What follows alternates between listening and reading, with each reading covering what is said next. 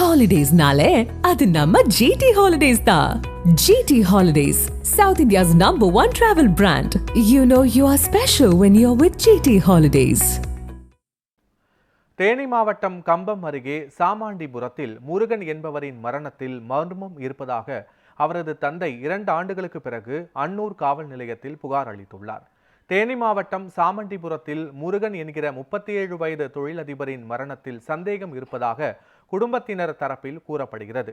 2013ஆம் ஆண்டு உடல் நலக் குறைவால் உயிரிழந்ததாக கூறப்பட்ட முருகனை உறவினர்கள் சாமண்டிபுரத்தில் நல்லடக்கம் செய்தனர்.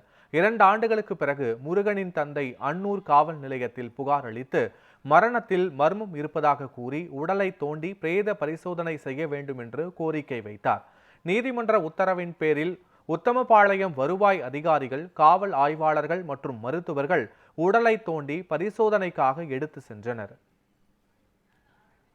இறந்தவர் என் மச்சனை, என் முண்டாட்டியோட அண்ணன் இறந்தவங்க கோயம்புத்தூரில் இரும்பு கம்பெனி வச்சு நடத்துகிறாரு.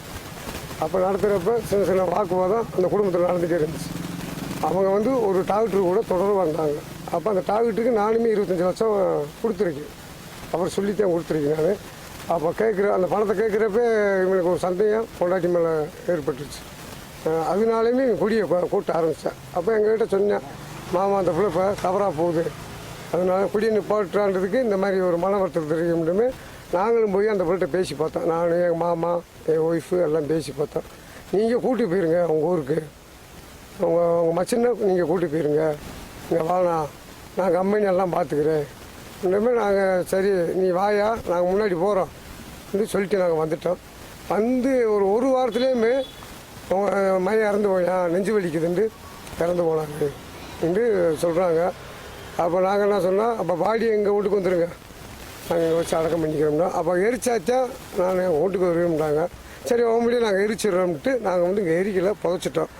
அவங்க மேலே எங்களுக்கு சந்தேகம் இருந்துச்சு. இன்னொரு டாக்டர் கூட தொடர்பில் இருக்காங்கன்னு சந்தேகம் இருந்துச்சு. அதனால தோண்ட சொல்லியிருக்கோம்.